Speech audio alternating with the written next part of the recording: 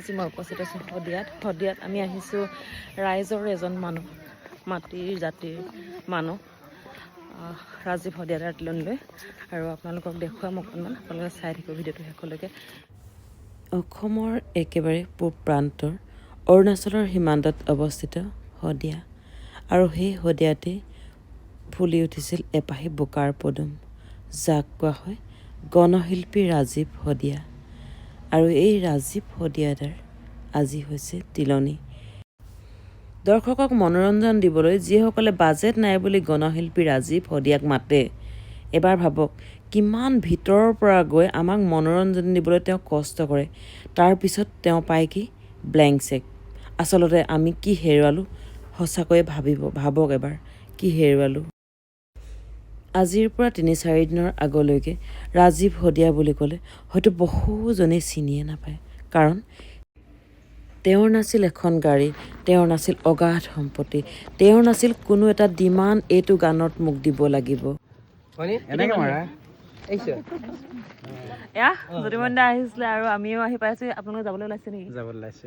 আমাৰ অকণমান দেৰি হৈ গ'ল, কিন্তু উপায় নাই ন। দেৰি নাই হোৱা ভেটাভেটি হৈছোঁ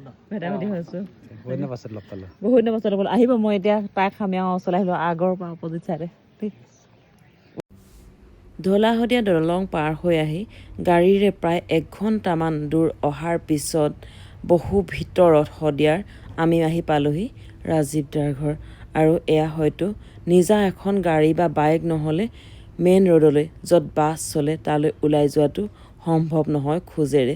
বহু ভিতৰত আছে তেওঁৰ ঘৰ টুপচিঙা গাঁৱত।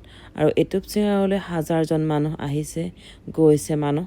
আৰু এয়া হৈছে সকলোবোৰ ৰাজীৱদাৰ অনুৰাগী। তেওঁৰ অনুৰাগীয়ে এগছি ধূপ জ্বলাই তেওঁৰ অন্তৰাত্মাক শান্তি লভিছে, যাতে ৰাজীৱদা তুমি য'তে আছা কুশলে থাকা। তুমি টুপচিঙা গাঁৱৰে অকল উজ্জ্বল নক্ষত্ৰ নহয়, তুমি অসমবাসীৰ উজ্জ্বল নক্ষত্ৰ। সদায় তুমি উজ্জ্বলি থাকা তাৰে কামনা কৰিলোঁ। তোমাৰ স্বাভিমান, তোমাৰ মাটিৰ গান, তোমাৰ জাতিৰ গান, তুমি মহান হৈৰা ৰাজীৱদা। য'ত আছা কুশলে থাকা, তুমি শান্তিত থাকা। আজি হয়তো বহুজনৰে মনলৈ আহিছে বন্ধু পাহৰি নাযাবাদে, বন্ধু পাহৰি নাযাবাদে। ৰাজীৱদাৰ এই গানবোৰ সঁচাকৈ বুকুত বৰ বেয়াকৈ সাজ বহাই যায়।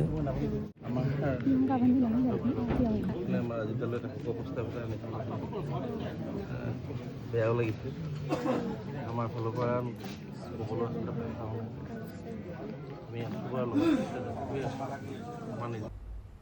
বহু দল সংগঠন আহিছে ৰাজীৱদাৰ শোক প্ৰস্তাৱ লৈ বৌ হাতত দিছে সমবেদনা আৰু শ্ৰদ্ধাঞ্জলি আগবঢ়াইছে। এয়া হৈছে ৰাজীৱদাৰ প্ৰতি থকা ভালপোৱা, ৰাজীৱদাৰ অনুৰাগী। আৰু সকলো দল সংগঠন আহিছে, সকলোৱে একেমুখে কৈছে আমি প্ৰতিটো মুহূৰ্ততে আছোঁ ৰাজীৱদাৰ লগত, আমি সদায় থাকিম, সদায় আছোঁ বৌ, তোমাৰ বিপদে আপদে প্ৰতিটো মুহূৰ্ততে আমি লগ কৰিম তোমাক, সকলোৱে তোমাৰ লগত আছে, তুমি চিন্তা নকৰিবা। এয়া হৈছে বিৰলা চিঠি তিনিচুকীয়া জিলা সমিতিৰ তৰফৰ পৰা সমবেদনা পত্ৰ যাচিছে শৃংখল চলিহাৰ হাতেৰে বৌৰ হাতত। বৌক কিন্তু চেলুট দিব লাগিব, তেওঁ সঁচাকৈ বহুত সাহসী, বহুত ধৈৰ্যশীল। বুজাবলৈ ভাষা নাই কি বুলি ক'ম কি নক'ম।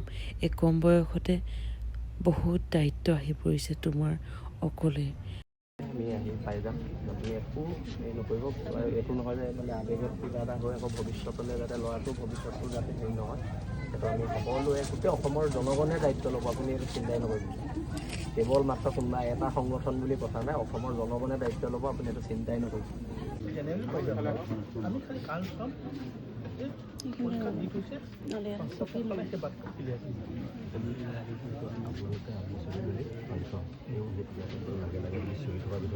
কিন্তু কথাটো হৈছে কি সেইটো মেইন নহয়, তই ফিউচাৰ যদি তই আৰু পঢ়ি পেলাই আগবাঢ়ি কিবা কৰিব পাৰ, ITI পঢ়িছ, কাইলৈ যদি তাতকৈ উন্নতি হোৱাৰ পিছত সেইখনতো প্ৰিপেয়াৰ হৈ যাব, তই সেইটো কৰিবি।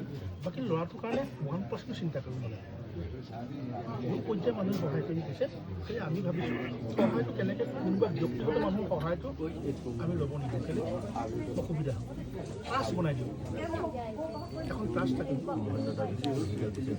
তাৰমানে যেনেকৈ ধৰ এতিয়া কোনোবা মিল্কী চকচৰ হেৰি গোস্বামী মনত বিচাৰি প্ৰথম কৈছে আমি একদম ক্লিয়াৰ ফটো পাত্ৰ নহওঁ, মই সেইটোৱে কৈছোঁ পুতৌটো নালাগে হয়নে আমাক সন্মানটো লাগে গতিকে যদি ল'ৰাটোক কথা চিন্তা কৰে তেতিয়াহ'লে এখন ট্ৰাষ্ট বনাব ট্ৰাষ্টত সকলোৱে কোনোবাই যিমান নোৱাৰা পায় 10 টকাটো কামাই দিবলৈ মন আছে 10 টকা দিয়ক নাই ট্ৰাষ্টটোলৈ হয়নে দি পেলাই সেই ট্ৰাষ্টটোৰ যোগেদি ল'ৰাটোৰ গোটেই পঢ়াৰ পৰা আৰম্ভ কৰি সংগীতিকে কিবা হাতে গোটেই ছিষ্টেম বনাব লাগিব সেইকাৰণে আপোনালোকে সেইখিনি সহায় কৰিব লাগিব এতিয়া ময়ো ক'ব নোৱাৰোঁ জানো মইতো ল'ৰাটোক ঠিক আছে মই পঢ়াম মইতো এখন ঘৰৰ একদম নিজৰ ঘৰৰ নিচিনা কিন্তু সেই ল'ৰাটোক সেই পুতৌ পাত্ৰ মই পৰিয়ালৰ পুতৌ পাত্ৰ হ'ব দিব নিবিচাৰোঁ সন্মান সহকাৰে থাকক ৰাজীৱে এটা সন্মান দি গৈছে সেই সন্মান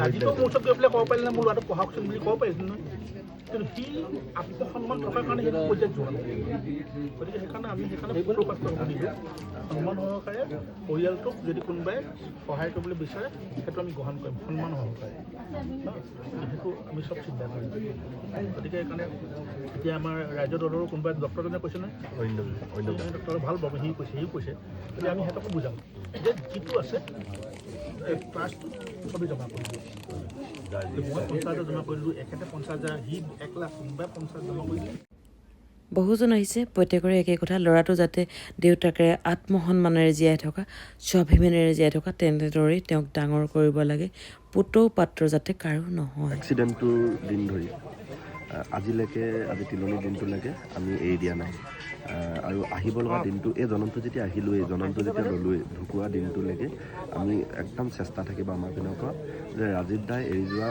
যিখন পৰিয়াল যিখন ঘৰ উপাসনা বৌ ৰিবু আমি যাতে এটা আন্তৰিকতাৰে এটা ভাল সম্পৰ্কৰে এই জীৱনটো যাতে আগবঢ়াই শেষ কৰিব পাৰোঁ বিপদ আপদ ভাল বেয়া সুখ দুখ প্ৰতিটো মুহূৰ্তত আমি যাতে এটা ভাল সম্পৰ্কতাৰ মাজত বান্ধ খাই থাকিব পাৰোঁ আৰু তেওঁলোকক বিপদত নপৰাকৈ অন্ততঃ নিজৰ সাধ্য অনুযায়ী চেষ্টাটো চলাব পাৰোঁ এইখিনি মোৰ ফালৰ পৰা ব্যক্তিগতভাৱে তেওঁ আমাৰ থাকিব আৰু কৃষক মুক্তি সংগ্ৰাম সমিতিৰ দায়িত্বটো আছোঁ সেই সুবাদতে এই কথা বতৰাবিলাক যদি সজোৰে উত্থাপন কৰিব লগা হয় এতিয়া আমি 2 নম্বৰ পইণ্টত ঘৰখন কেনেকৈ চলিব এইবোৰ কেনেকৈ চলিব উপাসনাবোৰ কেনেকৈ চলিব এই কথা বতৰাবিলাকত আমি বহুত বেছি জোৰ দিম চৰকাৰৰ দৃষ্টিগোচৰ কৰিবৰ কাৰণে চেষ্টা কৰিম এইবিলাক আজি তিলনি দিনটোত কৈছোঁ